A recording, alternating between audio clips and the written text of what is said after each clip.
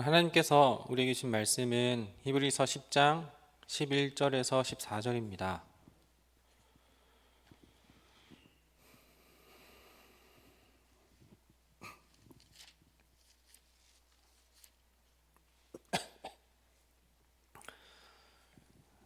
제가 보는 성경으로 신약 362쪽입니다.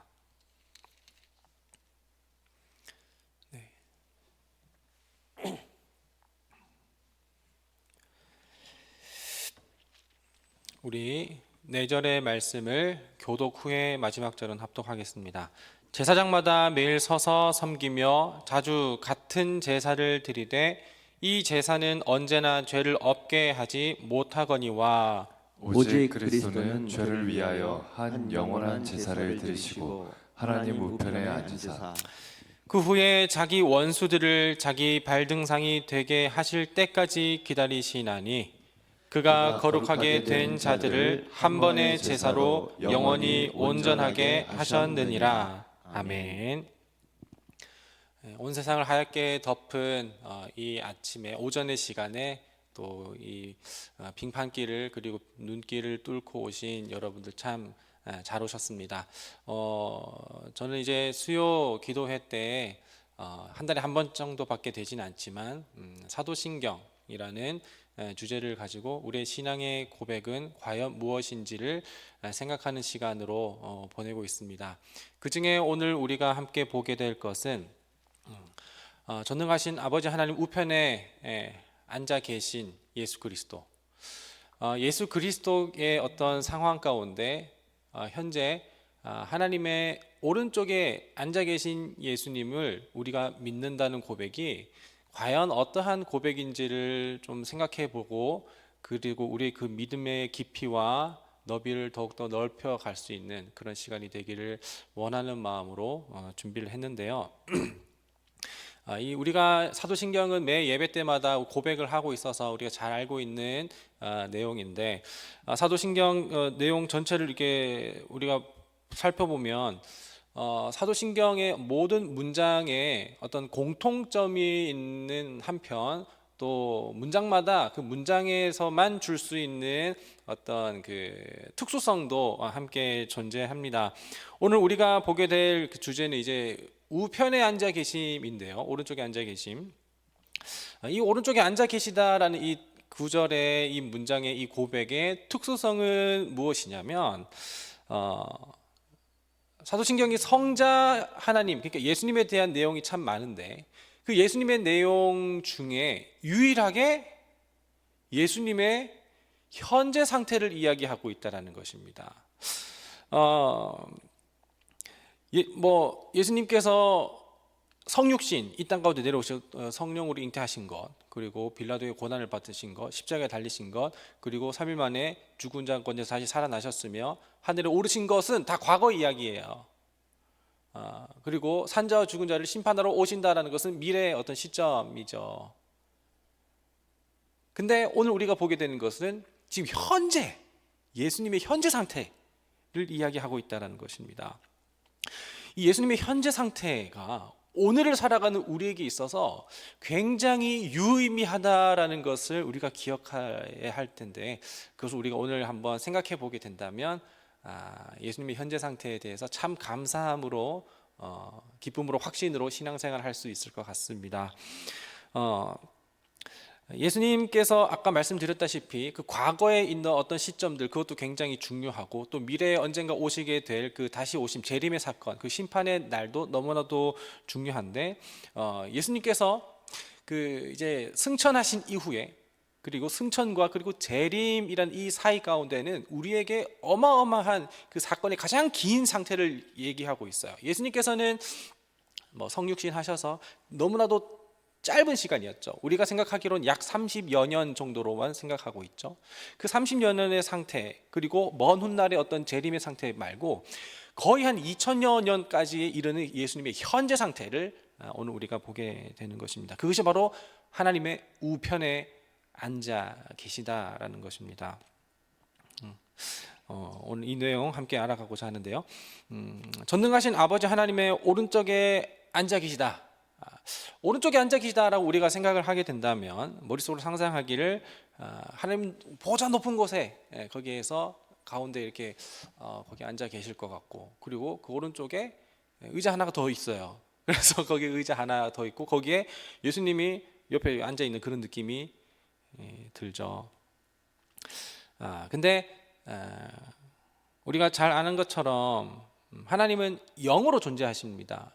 그러니까 하나님께서는 실제 하시긴 하지만 육체가 있지는 않으셔요. 그래서 공간적인 개념으로서 왼쪽이나 오른쪽 혹은 위쪽이나 아래쪽, 앞쪽이나 뒤쪽에 실제로 그렇게 계신다라는 느낌이 아니라 이것은 이제 상징적인 의미로 이렇게 우리에게 표현되고 있는 것인데, 한번 생각을 해보면 좋겠습니다. 예로부터 오래전부터 이 오른쪽이라는 개념은 우리에게 좀 부정적인 의미인가요? 아니면 긍정적인 의미인가요? 그렇죠. 예, 맞아요. 긍정적인 의미입니다. 오른쪽은 누군가를 뭐 좀 더 우대한다라는 그런 느낌, 그리고 저 신뢰한다라는 그런 느낌을 우리에게 주기도 하죠. 내가 누군가에게 강력한 조력자가 되어주겠어, 도우미가 되겠어라고 했을 때 내가 목사님의 오른팔이 되겠습니다. 저는 목사님 왼팔 되겠습니다. 자처하는 사람 잘 없어요. 근데 오른팔로 자처하는 사람들은 있죠.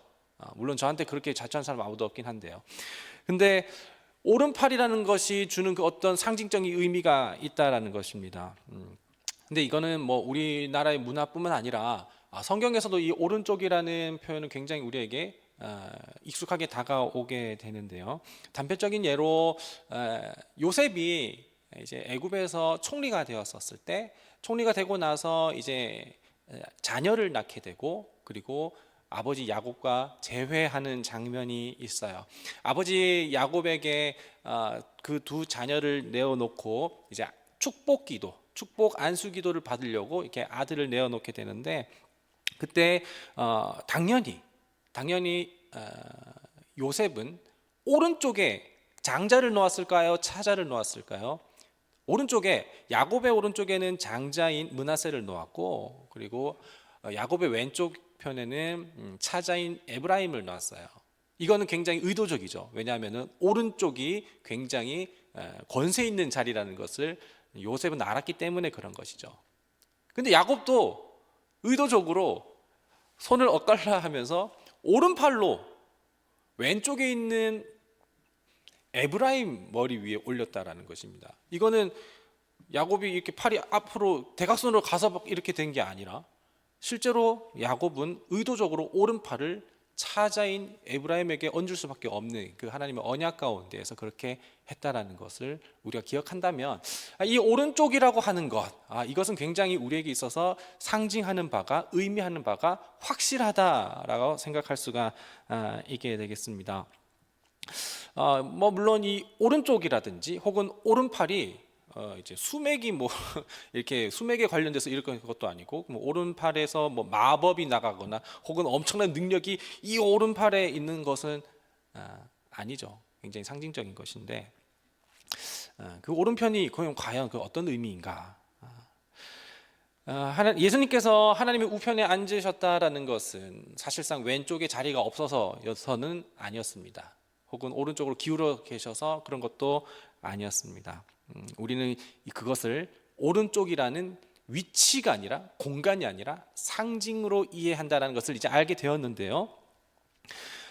예수님께서 하나님과, 그리고 하나님의 그 영광, 하나님의 권능, 하나님의 권세, 그것으로 하나님과 함께 하나님 나라를 통치하고 있다라는 그런 표현으로서 함축적인 의미로 우편에 계시다라는 의미를 우리는 이제 이해할 수가 있습니다.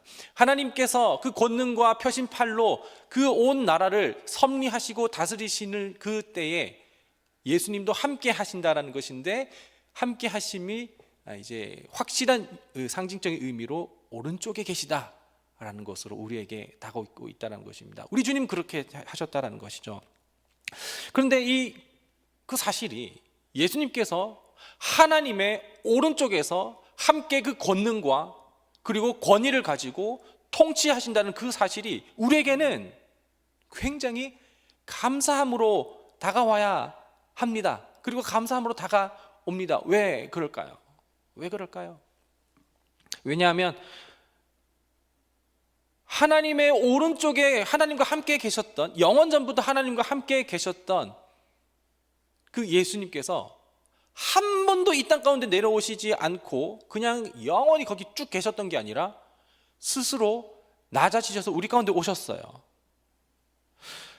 하나님의 우편에 계시기 전에 예수님은, 승천하셔서 지금 하나님 우편에 계시기 전에 예수님은 사실 우리 가운데 계셨죠.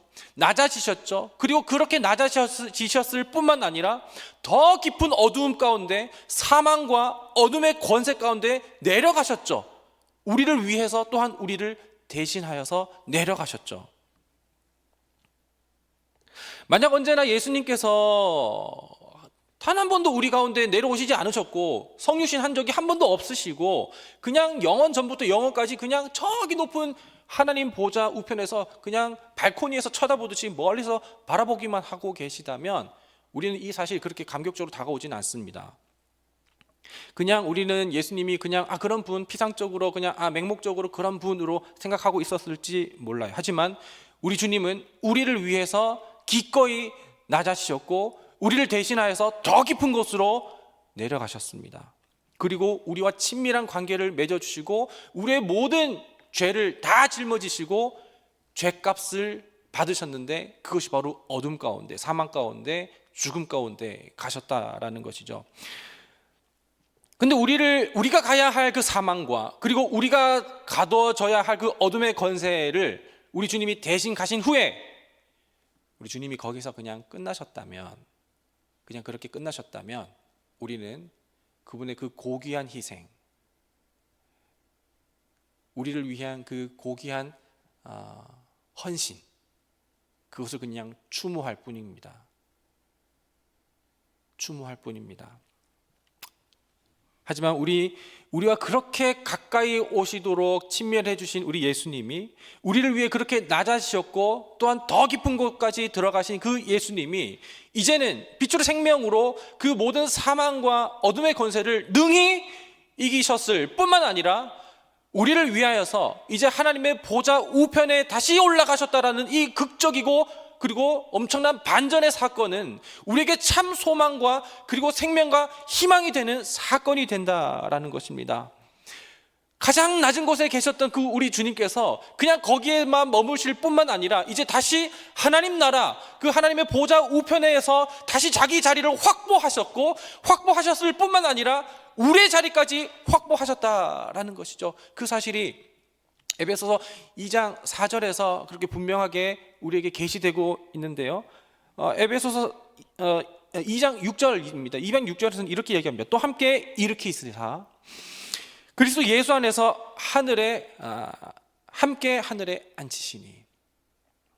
우리 주님은 그분만 올라가실 뿐만 아니라 또한 우리를 위하여서 먼저 가신 예수님이 우리의 자리를 확보하고 계신다라는 것이 그 바로 하나님의 우편에 계시다라는 그 엄청난 사실입니다.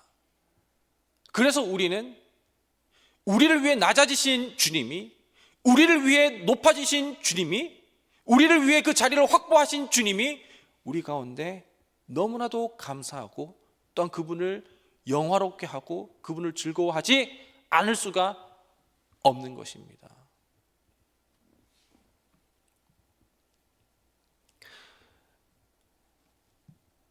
이제 우리 주님은 거기서 하나님의 가장 최측근으로서, 하나님의 측근으로서 성자 하나님은 또한 우리를 위해 거기서 하나님 앞에 중보하고 계십니다.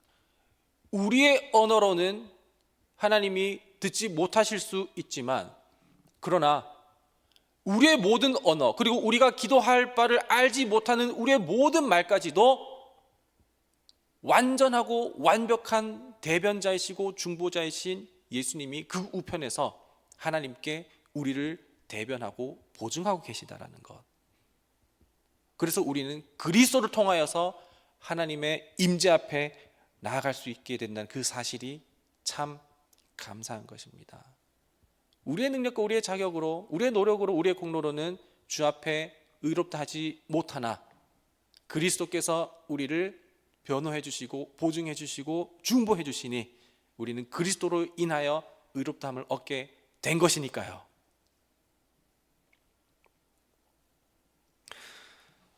사실 예수님께서 성육신 하신 것, 이 땅까지 오신 것 있죠. 그거는 동방의 박사들도 받고 많은 헤롯도 받고, 그리고 그분이 이 땅까지 오셔서 사역하신 것, 그리고 고난을 받으신 것, 십자가에 달리셔 죽으신 것, 그리고 부활하신 것, 승천하신 것은 다 봤어요.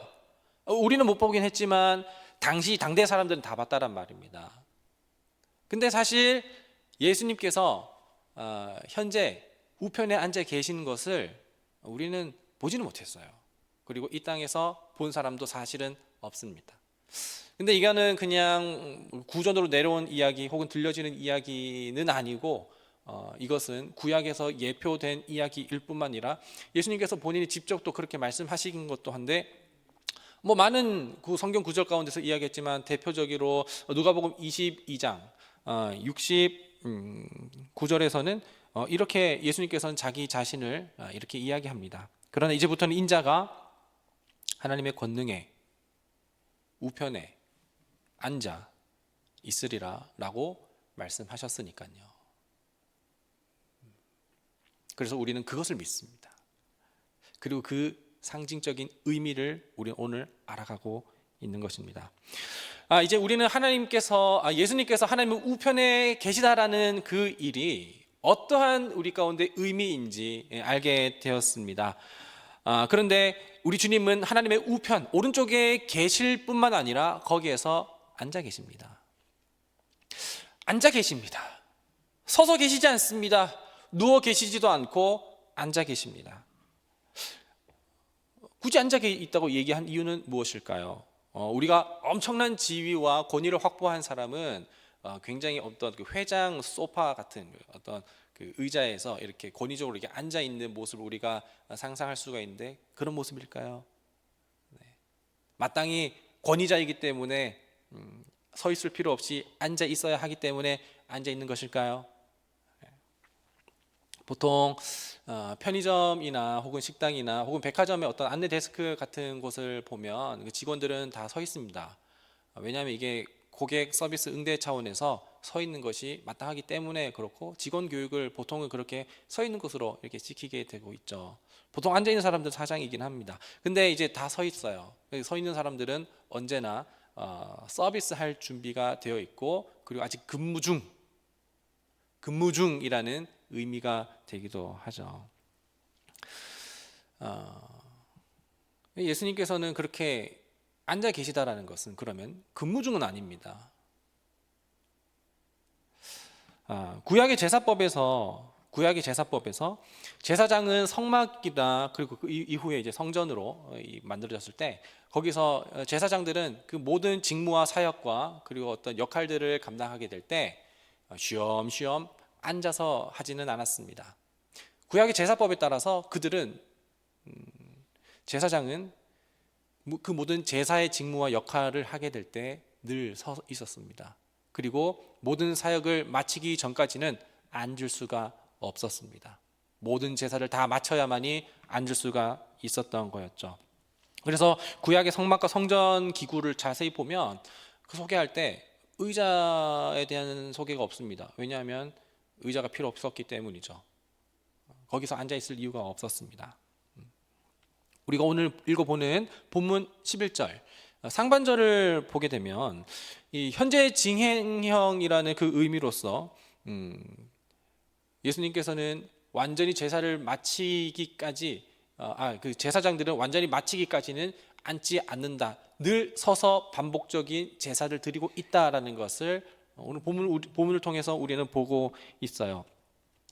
그러면 그런 의미에서 우리 주님이 그럼에도 불구하고 앉으셨다라는 의미는 그러면 무엇이겠습니까? 우리의 대제사장이신 예수님께서 앉아 계시다라는 의미, 그것은 구약의 제사법에 따라 우리의 대제사장이신 예수님께서 우리를 구원하고 우리를 속죄하고 우리를 대속하기 위한 그 모든 사역을 다 마치셨다라는 의미인 거죠. 더 이상의 어떤 것이 필요하지 않습니다. 더 이상의 제사가 필요하지 않습니다. 왜냐하면 예수님께서는 우리가 하나님께 의롭다함을 얻게 되는 그 모든 사역, 그리고 대속과 그리고 구속의 사역, 우리가 하나님께 받아들여지게 되기 위한 구원의 사역을 위한 그 하나님의 일하심이 다 마쳐지셨기 때문에 그런 것이죠. 이제 더 이상의 추가적인 불필요한 제사는 없어도 되는 것입니다. 우리 주님께서 앉아 계시다라는 말은 실제로 다리가 아파서 그렇게 앉아 계시거나 굉장히 권위적이시기 때문에 앉아 계시거나 그냥 의자가 있어서 마침 그냥 앉아 있을 수 있기 때문에 앉아 계신다는 것을 이야기하는 것이 아니라 그분의 현재 상태는 우리를 위한 구원의 사역이 다 마치셨다라는 것입니다. 더 이상 필요하지 않다라는 거예요. 예수님께서는 우리를 구원하시기 위해 영원한 한 단번의 제사를 드리셨고 그 제사를 십자가에서 담당하셨습니다. 그리고 자기가 직접 흠없는 어린 양이 되어서 십자가에서 감당하셨죠.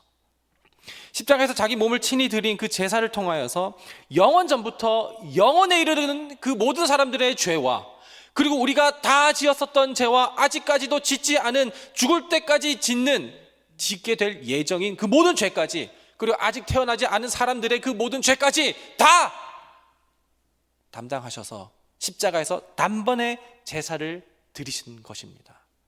거기서 감당하신 것입니다. 이제 온 인류는 예수님 이전에 있었던 사람들 뿐만 아니라 그 예수님 이후에 있는 사람들까지도 온 인류는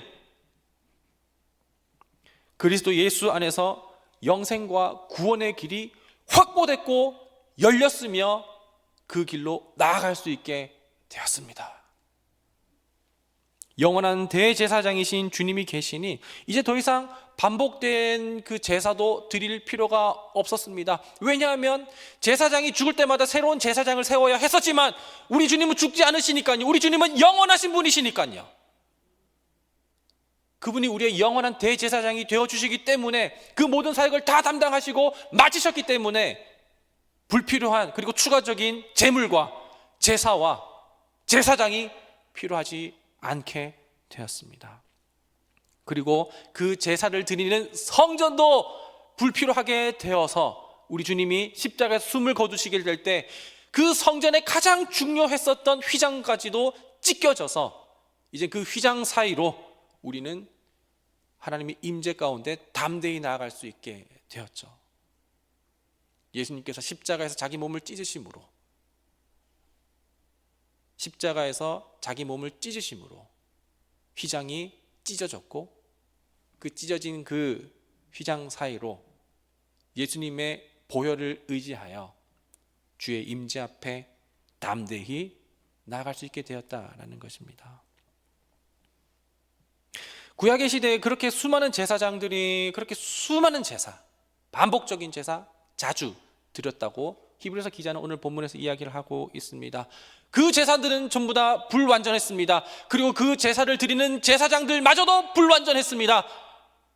그러나 완전한 제사를 드리신 우리 예수님, 그리고 그 완전한 대제사장이 되신 예수님이 오늘 여전히 분주하게 서 계시지 않고 앉아 계십니다. 우리는 그 구원을 의지합니다. 그분은 더 이상 이제 서 있을 필요가 없습니다. 왜냐하면 그분의 피값으로 모든 것을 다 해결하셨고 이루셨으니까요. 이제 성전도 필요 없게 되었으니 건물로서의 성전은 이제 더 이상 우리 가운데 없고 그리스도 예수를 영접한 성령이 내주하시는 몸된 우리가 다 성전되었습니다.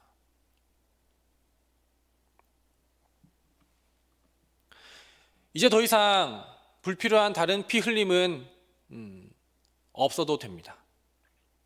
더 이상 속죄를 위한 제사도 없습니다. 우리가 하는 것은 제사가 아닙니다. 속죄를 구걸하는 제사가 아닙니다.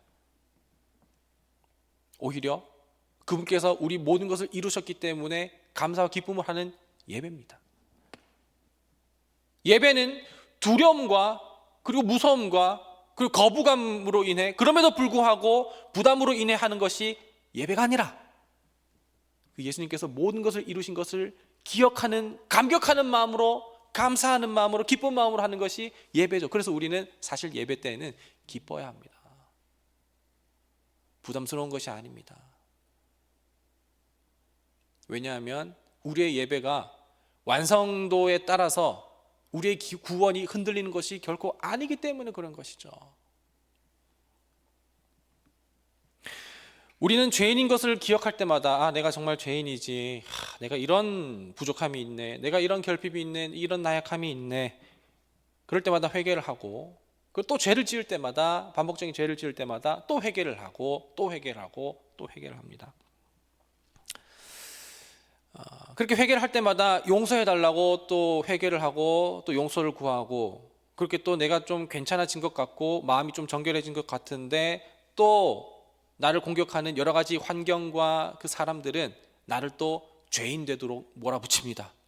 그럴 때마다 우리는 박탈감과 좌절감과 실패감에 나는 왜 이것밖에 되지 않는가? 나는 왜 이렇게 믿음이 연약한가? 라고 생각하게 되죠. 그래서 내가 더 힘을 내서 더 예배를 열심히 드리고, 그리고 내가 더 인내심이 더 생겨야 하며, 내가 더 너그러운 사람이 될 수 있도록 나를 단련하고 훈련해야 되겠다라고 그렇게 하지만 이것은 사실 죽을 때까지 계속해서 반복되는 일들이에요. 우리는 뭔가 종교적인 행위를 통해서, 그리고 어떤 결과값을 우리가 도출하고 나타냄으로써 사람들에게, 그리고 하나님께 인정받고 받아들여지고 싶어 합니다. 하지만 쉽지 않아요. 그리고 사실상 평생 우리는 그럴 수는 없습니다. 우리의 종교적인 행위로, 우리의 노력으로, 우리의 공로로, 우리가 그동안 쌓아왔었던 종교적인 행위로 하나님께 받아들여지거나 사람들에게 인정받을 수는 없습니다. 우리는 그런 걸 깨달을 때마다 넘어지고 실수하고 좌절하고 실패감에 누워있게 되기도 하지만, 그리고 그동안 내가 했었던 그 모든 경건 생활도 어쩌면 다 가증스러운 것으로 여겨지게 될 때도 있지만, 그렇지만 한번 생각해 보시기 바랍니다. 만약에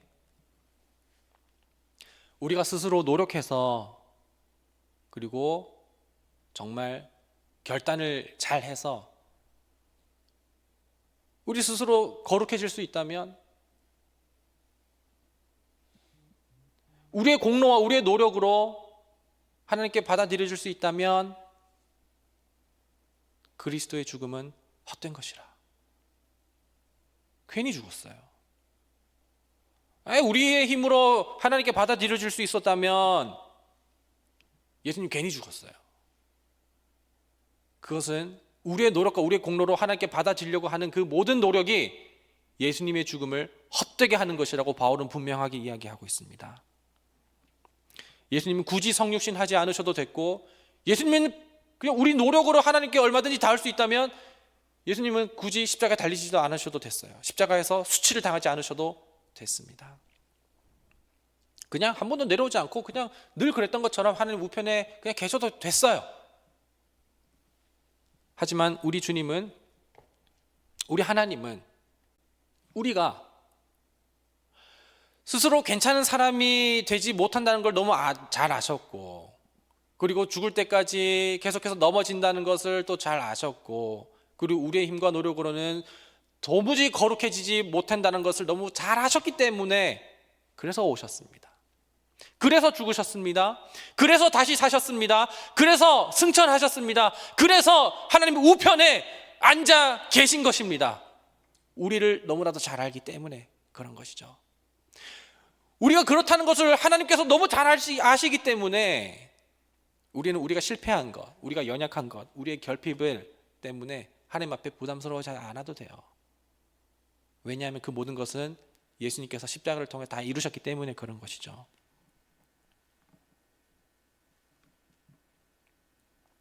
평생 우리는 우리의 부족함과 추악함과 연약함과 더러움으로 자유할 수 없다는 것을 깨닫고 그 사실을 기뻐하십시오. 왜냐하면 그래서 우리 주님이 오셨기 때문이고, 그 주님이 오심으로 인하여서 그 모든 것이 전부 다 해결됐기 때문에 그런 것입니다.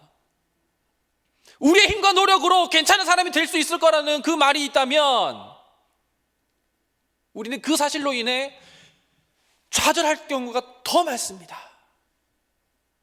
하지만 우리는 우리의 힘으로, 우리의 노력으로 하나님께 도달할 수 없다는 것을 우리는 잘 안다는 것이, 그것이 우리에게 감사가 되는 것은 단 하나의 길을 여신 그 예수 그리스도, 길이요 진리요 생명이신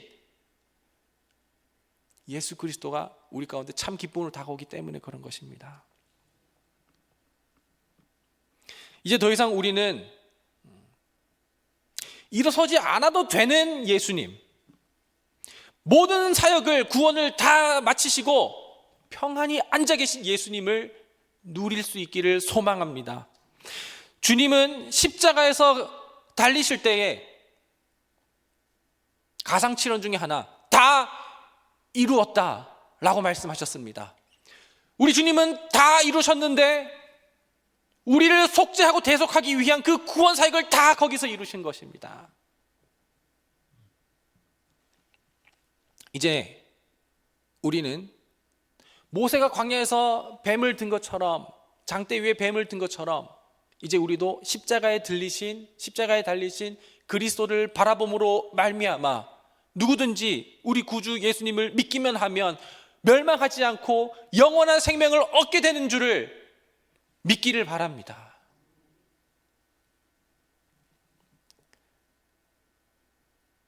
그 소식이 우리에게 들립니다. 여러분 착하게 사십시오, 거룩해지십시오 라고 우리에게 충고와 조언이 들려지는 것이 아니라 여전히 우리 가운데 거북하고 부담스럽고 어려운 그런 어떤 미션들이 우리에게 주어지는 것이 아니라 너희를 위해 구원하기 위한 모든 사역이 이제 다 마쳤다라는 기쁘고 아름다운 복음의 선포의 소식이 우리에게 들려지고 있습니다. 그 주 음성 외에는 더 기쁨 없다라는 소식을 우리가 신앙 가운데에 깊이 누리게 되기를 간절히 소망합니다. 복음은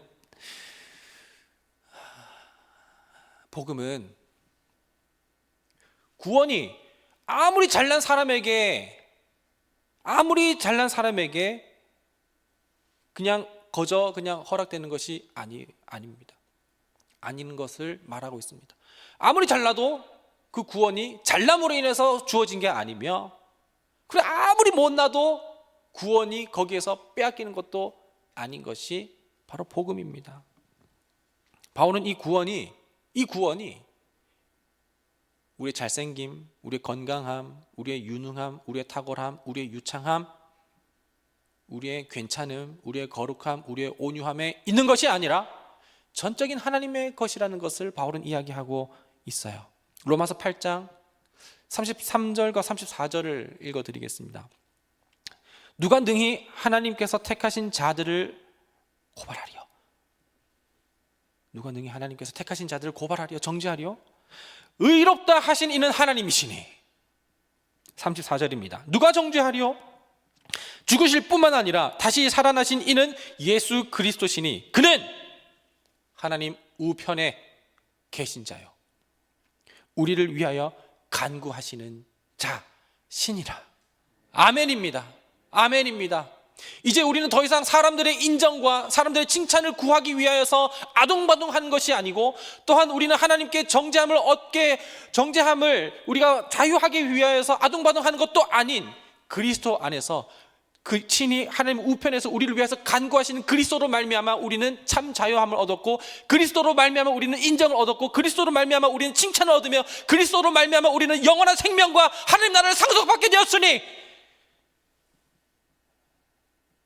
그 모든 구원의 사역을 다 마치시고 편안히 앉아 계신 그리스도로 우리 참 평안과 즐거움을 누리실 수 있는 우리 모두가 되시기를 간절히 소망합니다. 우리는 하나님 오른쪽에 계신 예수님을 믿습니다. 그것이 우리의 신앙 고백입니다. 함께 우리 찬양할 때에 우리 보좌 앞에 모였네. 하나님께서 그 하나님 나라를 다시 차지하시고 그 자리를 확보하시고 우리의 자리까지 확보하셔서 이제 우리가 그 하나님 나라에서 하나님과 함께 그 천사의 노래를 하며 그 주님을 노래하는 구원하심이 어린 하나님, 구원의 하심이 하나님과 보좌 앞에 있도다, 그 어린 양과 그 모든 이들에게 있도다라는 그 노래가 오늘 우리의 천사의 노래가 되기를 간절히 소망합니다.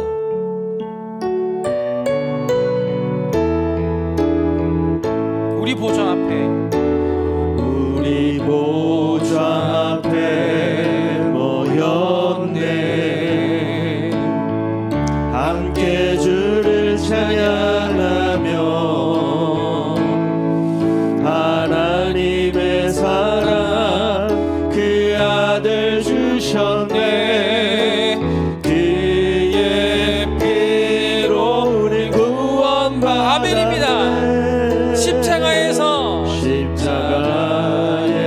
쏟으신 그 사랑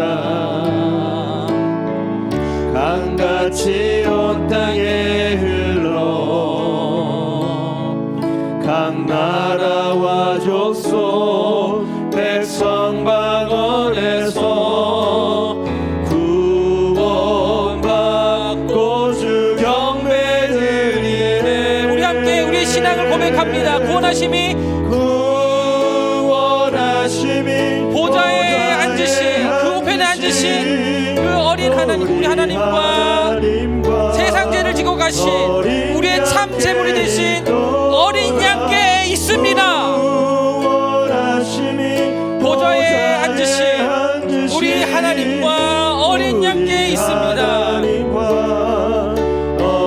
우리 후렴 다시 한번 찬양하겠습니다. 구원하심이 보좌에 앉으신, 구원하심이 보좌에 앉으신, 아멘. 우리 하나님과 어린 양께 있도다. 구원하심이 보좌에 앉으신 우리 하나님과 어린 양께 있도다. 아멘. 이 시간 우리 함께 기도하면 좋겠어요. 우리가 어떤 예배의 횟수를 늘려서 하나님께 구원을 확보하는 것은 아닙니다. 오히려 구원은 하나님께서 다 이루셨죠. 그리고 다 마치시고 대제사장이신 우리 주님이 그 보좌 우편에서 앉아 계십니다. 그 앉아 계신 예수님으로 인해 우리는 구원이 확보되었고, 우리는 그리스도로 말미암아 그 모든 구원과 영원한 생명과 하나님 나라를 상속받게 되었습니다. 그 감사의 기도, 기쁨의 기도, 감사의 예배를 드릴 수 있는 이 시간이 되면 좋겠습니다. 무엇보다도 우리를 위하여서 성육신 하시고 그 자리를 확보하신 주님을 감사하는 기도를 드렸으면 좋겠어요. 우리 함께 기도하며 나아가십시다.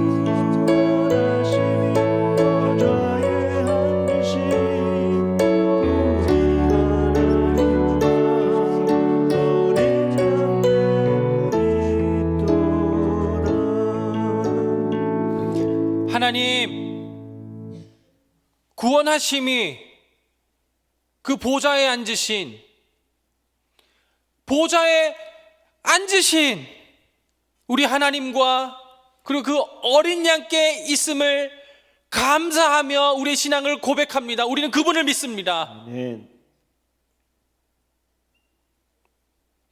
우리가 더 이상 영원한 생명을 확보하기 위해서 무슨 선한 일을 행하여야 하리까? 라고 묻는 것이 아니라 이미 다 이루신, 그리고 앉아 계신 그리스도를 더 누리기 원합니다. 그 그리스도를 더 의지하기 원합니다. 그 복음의 소식이 우리 가운데 들려지게 될 때 우리가 감사함으로 주 앞에 나아갈 수 있도록 인도하여 주옵소서. 아멘. 오늘 이 시간 주 앞에 나올 때에 귀한 예물 가지고 주 앞에 나왔습니다.